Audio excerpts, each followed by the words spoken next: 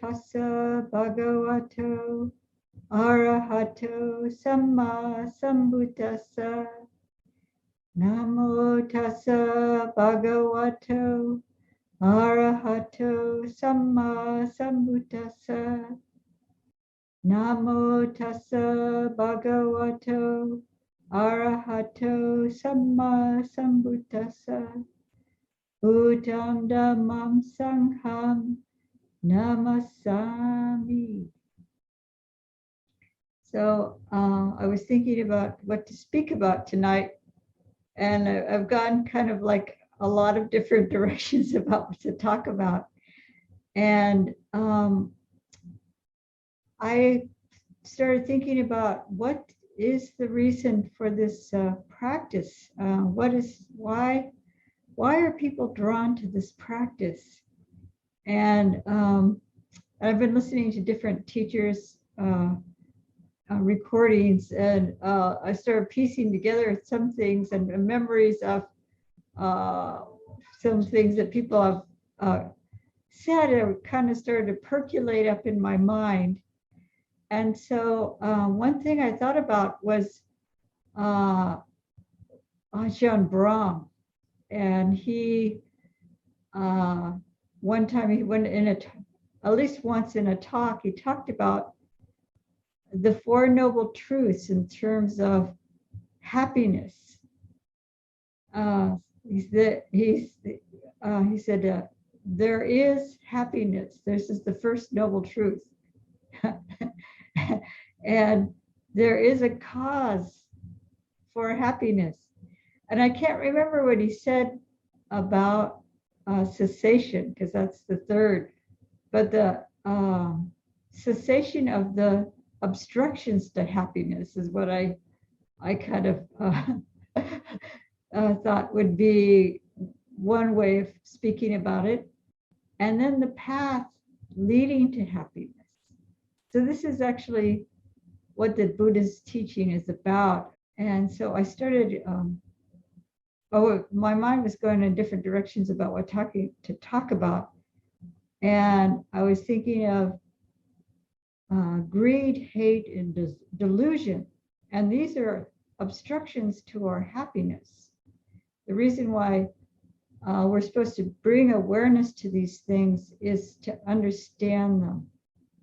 So craving in the Four Noble Truths is what the Buddha points towards the cause of suffering. So that's the first one. It's greed, craving, this lobha. And then because of lobha, there's hatred. But because of ignorance, there's both the greed and the hatred. So we're bringing, okay, so then I'm going to continue with so there's lobha, which is greed, dosa, which is hatred or anger or any of the negative aversive states. And then there's ignorance. But there's also alobha, adosa, amoha. So this is the negation of those three. So that's one way of expressing it is freedom from greed, freedom from hatred, freedom from delusion or ignorance. I think moha is often translated as delusion. But the inability to see things clearly, being deluded, being confused, being ignorance is not like just not knowing what 1 and 1 is 2 is, but kind of wanting things to be other than they are and just really fooling ourselves. So when we do meditation, what we're doing is observing the body and observing the mind. And this is a way of developing wisdom. So we observe the arising in the mind of greed, we observe anger. We can bring awareness to these things. So going back to the three, starting with the greed, developing non-greed, we also develop loving kindness or metta. And with greed is dana, actually. Opposite is generosity. So we can develop generosity to counter greed. But metta also will be helpful. if we're not attached to this limited self and have loving kindness for other beings, then we're the greed will weaken. It's not just like wishing people well, but we'll act for their well-being. So clinging is kind of counter to metta, I would say also. But anyway, so the opposite of hatred or anger is usually they say loving kindness, but you can also include develop compassion and altruistic joy and also equanimity. So you can develop all four Brahma-viharas to counter, I think, both greed and hatred, but they're classically paired opposites. So whatever antidote helps is good. So with ignorance, we develop wisdom. Wisdom is weakened by the other, all three are the other two factors. Greed and hatred weaken wisdom, but the opposite is true. The wisdom is going to weaken those first two, if that's all making sense. So so this is a path for freedom from these afflictive, unwholesome roots. They're also called the three fires, because there's this burning agitation, discomfort. I mean, if you are becoming more and more aware of your mental states and you see the arising of greed, it's not comfortable. I want something, and then actually you feel agitation and irritation too if you're not getting what you want. And even getting what you want, like if if you're really enmeshed in greed, it's just like, it's not going to satisfy you. You're just wanting more and more, even if it seems like you're getting what you want. So it's just this really like a burning discomfort, heat. Another expression for lobha is lust. So it could be sensual lust for another person, or just lusting after sense pleasures. And so there's this burning experience with that. And of course, anger. I've had the experience of being on a meditation retreat and being in silence, and somebody did something that I didn't approve of. And I felt like this explosion in my chest because it was like this burst of anger that I felt. And the other person their back was to me, and she went out of the room really quickly. It was like, I was like, oh my goodness, this is really powerful stuff. So meditators can be sensitive to other people's emotion, and you start to see what the impact on your body, and if a person is looking at you, they'll see it in your body language and facial expression, even if they can't get that. I think there's some kind of psychic energy that we all have, that if you've been in a room where somebody's just really angry, even if they're not expressing it, right? So there's this you're like consumed with this. Yeah, this was like an explosion, but you can feel that, it's just like this burning, this discomfort, it's not a positive experience. And then with ignorance, we're hoping things to be other than they actually are. We're really in denial. We're really trying to, I don't know, put the facade over things to make them in our minds to appear other than they are. And it's often there are these three misperceptions, or four misperceptions, I think it is, having to do, it's four, that what we consider a source of happiness is actually a source of suffering. Here we are with the dukkha again, or the suffering again.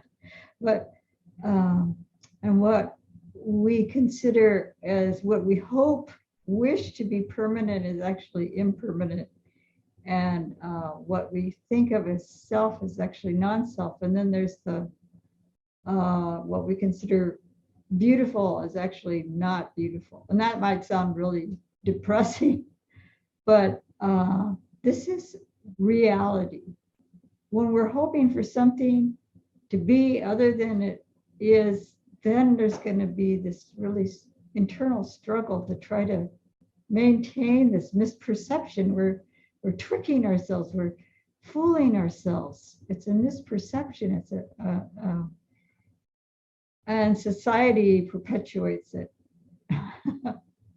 So bringing awareness, this is bringing, observing the mind, bringing awareness to these things helps to cut through the delusion, and to the other two, with the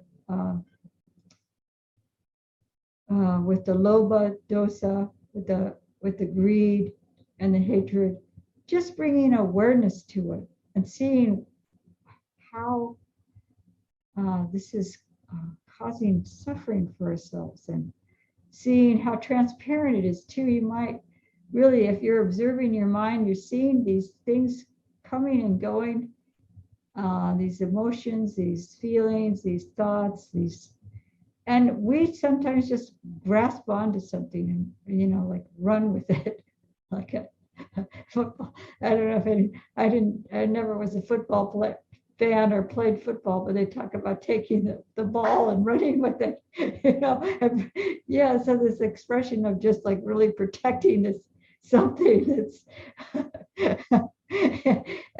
and then everybody's chasing you and leaping on you. You end up with your face in the mud. So this is not really the causes for happiness. So Nibbana is described as complete freedom from greed, hate, and delusion. So if we, through our observation, are able to, and also, like I was saying, applying the opposites or developing the wholesome states, we're really bringing wise attention to the defilements and learning how to abandon them, learning how to substitute or to develop their opposites. And then we'll start finding this freedom from them more and more. And then the capacity for joy in us grows more and more.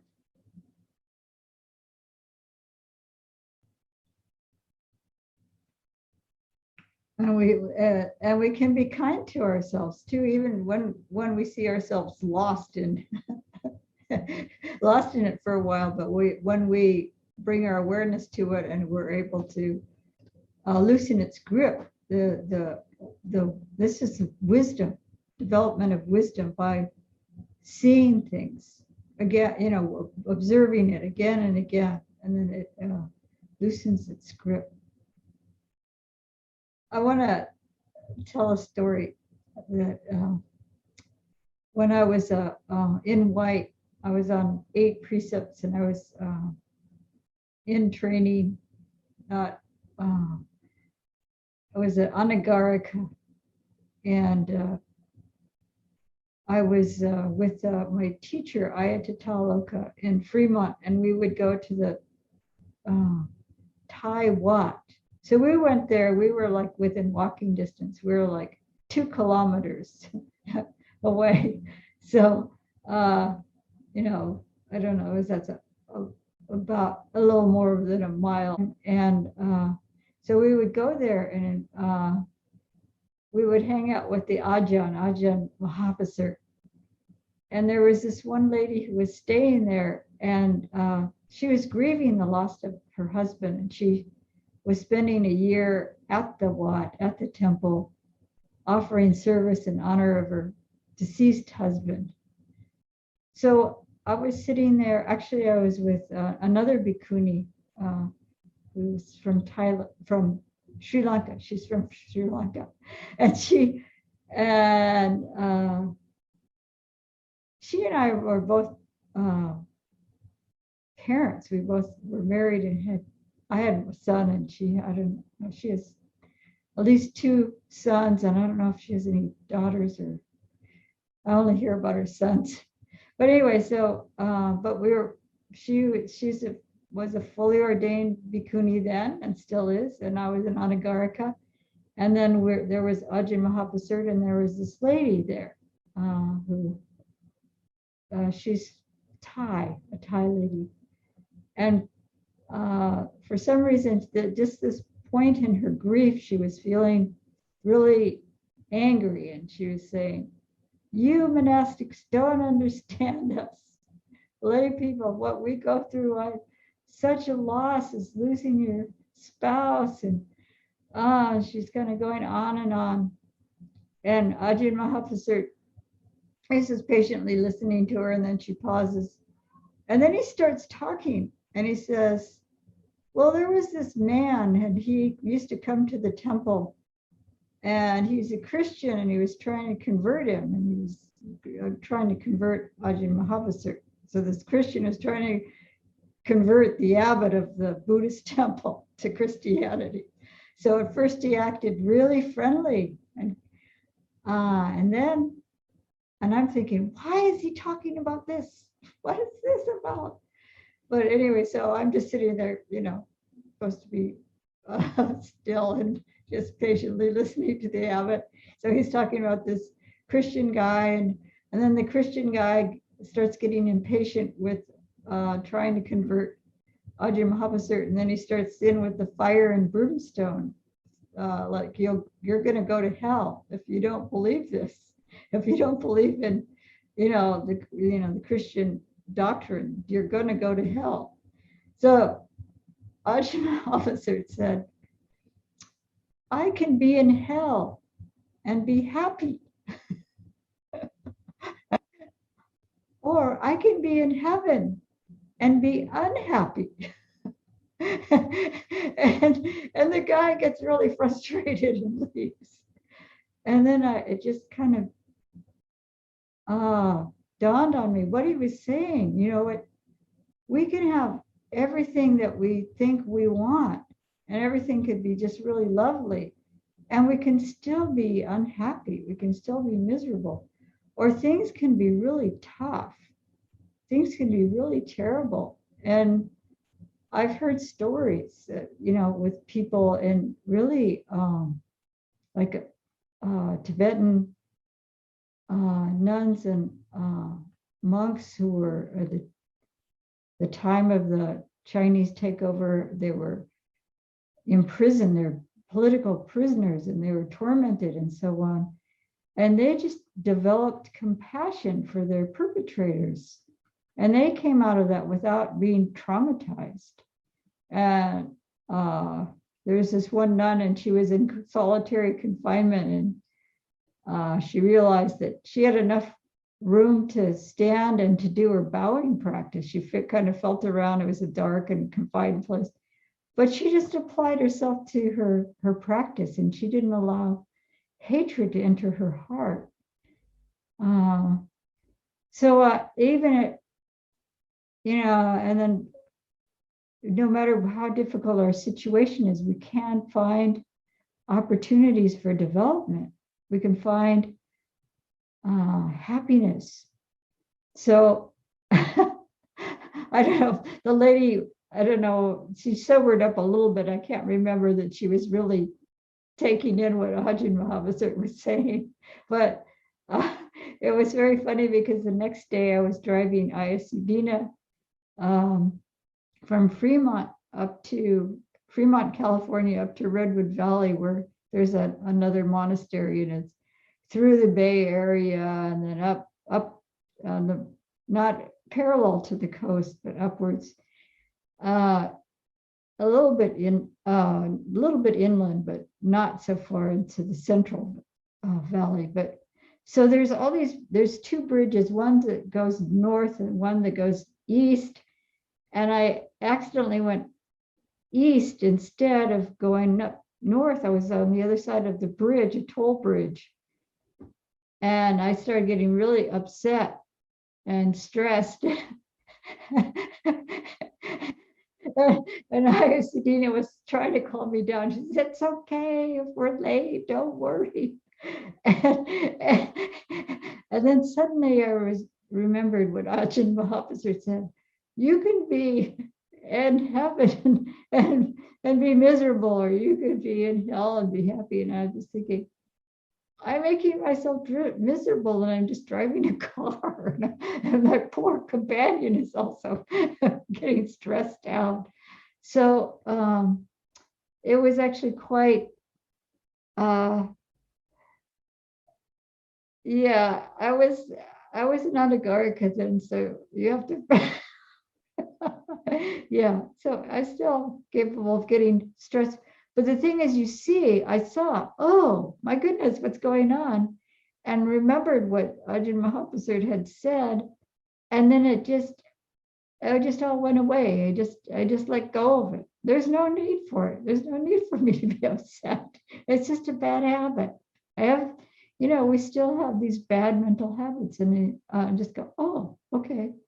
There's irritation, there's greed, and it seems like it weakens. I remember the amount of anger I had when I was a layperson, and I was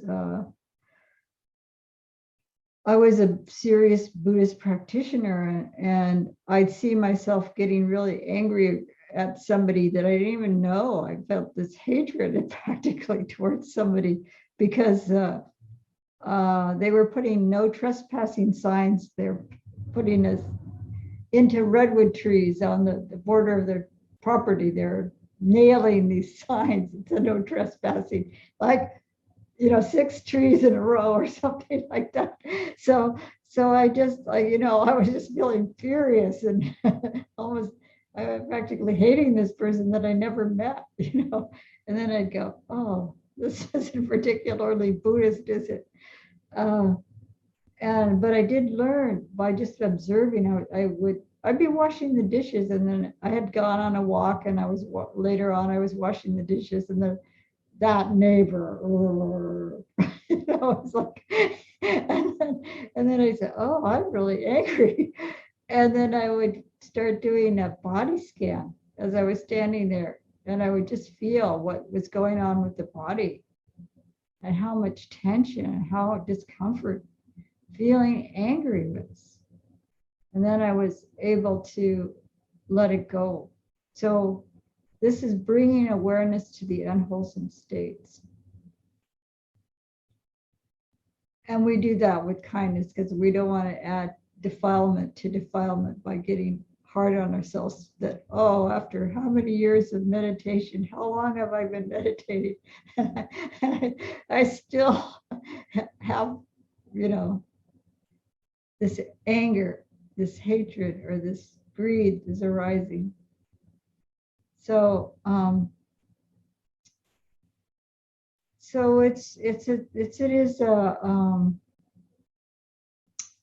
the path to liberation should have an element of joy. This is one of the nutriments for this path, and liberation from these 3 unwholesome roots. And we will have these moments of just being able to let them go, or that are, I was experiencing so much anger that I really started a regular practice of loving kindness. So whenever I start seeing anger or irritable or critical, there's like, you start looking at the progression of things. I start seeing the complaining voice, and the complaining voice is like feeding irritation, and the irritation is feeding anger, and anger feeds ill will. So you start unraveling it. Okay, I see that complaining voice, you know, where it's gonna head. And then we might even be kind. I said, it's like, there, I see you are irritated, and give myself a little bit of loving kindness.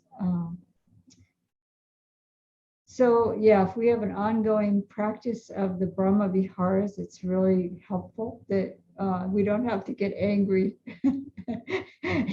Just do this practice. If we have a regular practice of the Brahma Viharas,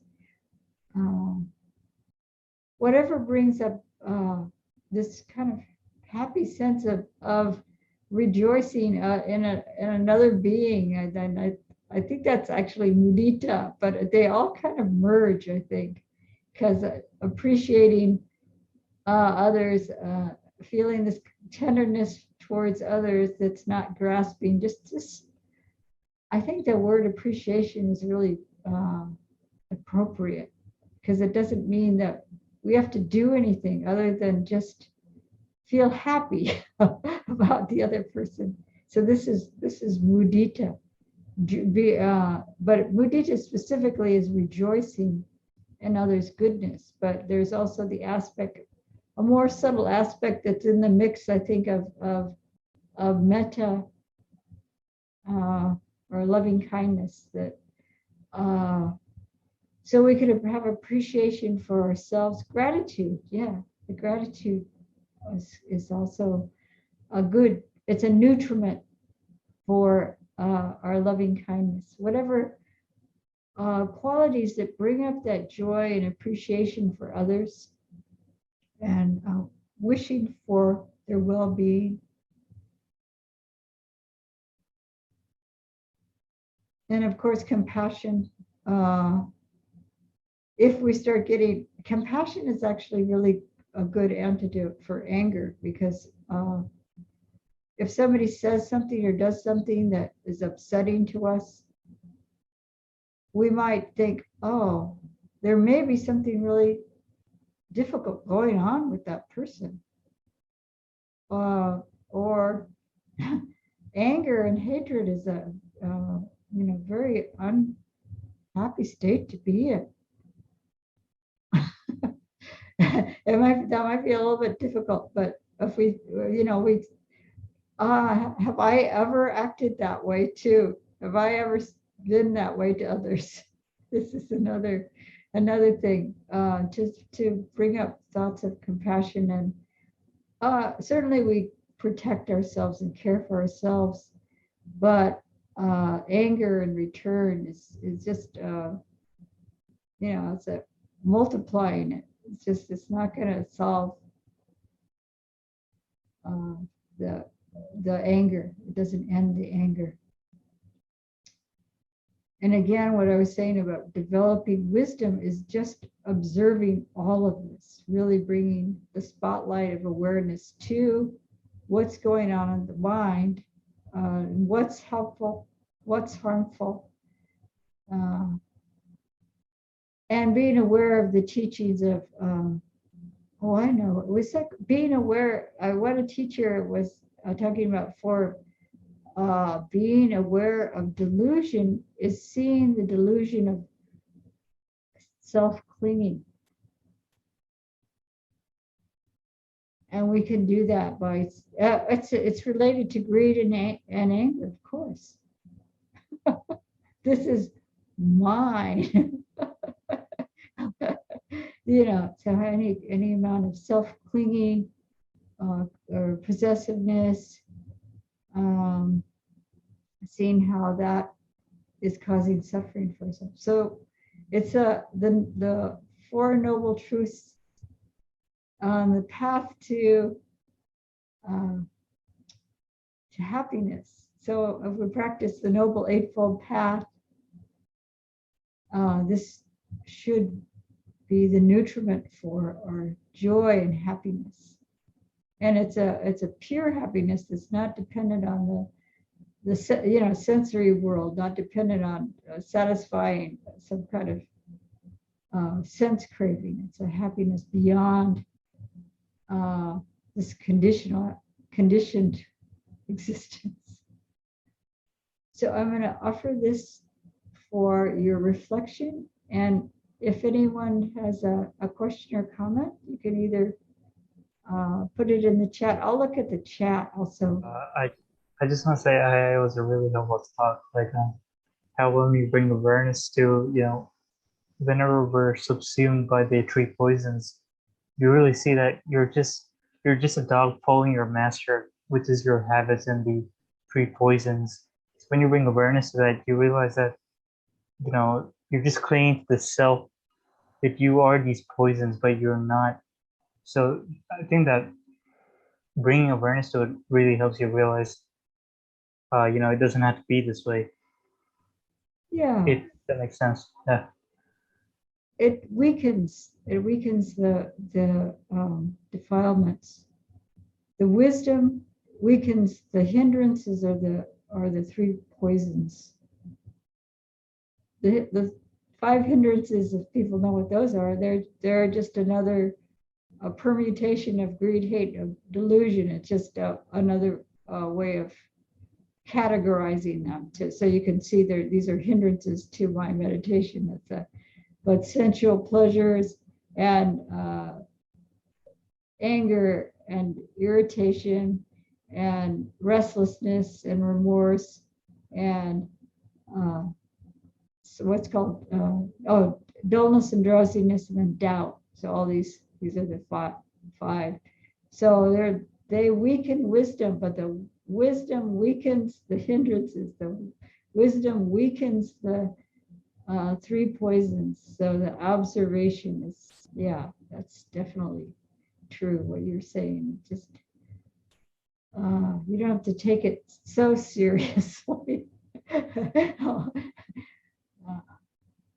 I think that's what you're saying.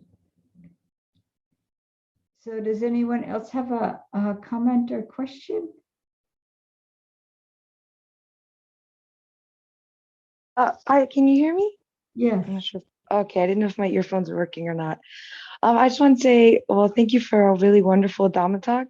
Very uplifting, and everything you spoke about, funny enough, was exactly so timely for me. I really need to hear all of it. And I really loved what you spoke about before the meditation and during the Dhamma talk on an emphasis on kindness towards ourselves and metta towards ourselves, even when we catch ourselves maybe deep into greed or hatred or delusion. It's really a really great reminder that one has to have metta towards themselves. So yeah, I really appreciate that as well. Oh, thank you for mentioning that. Yeah, and then when you see yourself beating yourself up, it's kind of I see myself beating myself up. This is so somehow to be able to bring it to a level of observation and just like, oh, this is quite uncomfortable. Sometimes I see myself getting annoyed, and then I say, and then there's this like whole spiel of complaint, and then I think, do I need to be doing this really? You start catching yourself more and more sooner, and that awareness weakens the impact. So just kindness. Do I really want to be punishing myself? Do I really, or even saying, oh, I can see I'm very upset. that was very upsetting what that person said, but I don't need to react that way. It's not a kindness to myself to get angry. But it was a big shift for me because I had several bouts of major depression. And one time I was living near a Bayagiri monastery, and the abbot there, Ajahn Hasano, I went to him and talked to him, and he told me just to direct loving kindness to myself. And there is these phrases that I was saying in English over and over again. These phrases of kindness. May I be happy, may I be, let's see, it's something like, now I can't remember, there's the number of English phrases that a person can say, but it's something like, may I be free from anger, may I be free from hostility, may I be free from anxiety, and may I maintain well-being in myself. Something like that. But wishing, may I be at ease, may I be happy, may I be free from anger or hatred, may I be free from anxiety, may I care for myself happily. You know, some phrases like that. And I was saying this over and over again, and it really made an impact on me. It really shifted things for me, because a lot of times when people are suffering from things like depression, it's because they're hard on themselves, because they have maybe, or they're extremely anxious, or they get anger turned inwards.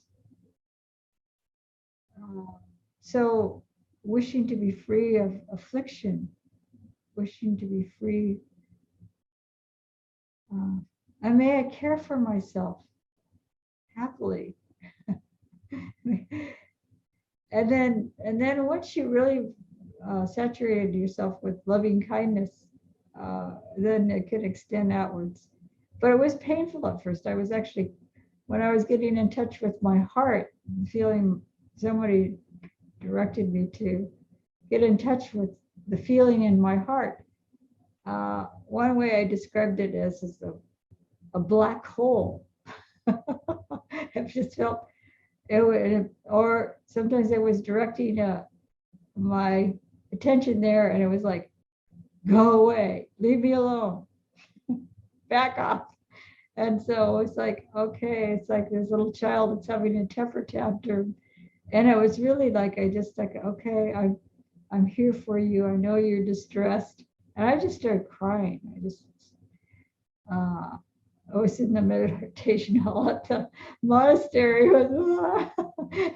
The monks are kind of used to that, people, because a lot of things come up when we meditate. So we need to be really kind and patient with ourselves.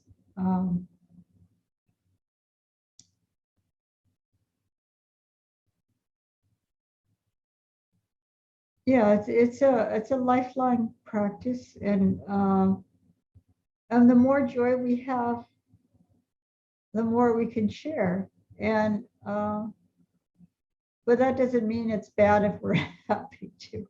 I mean, I don't. Yeah, it's we have to be really careful, because there's a tendency to have high expectations of oneself, and not be accepting of oneself.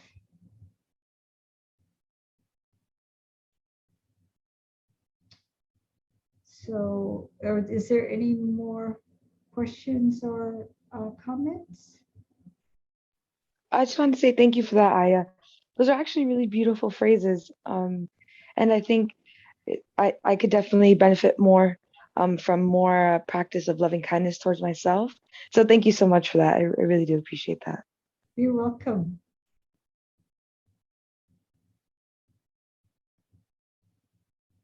Okay, so we can end. I think we can end with 3 sadhus. Okay, friends, if you want to unmute. All right, and sadhu. Sadhu. Sadhu. Thank you, Aya.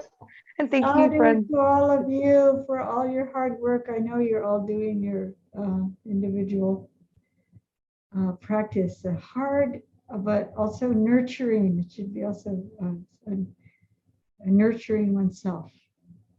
So have a good evening.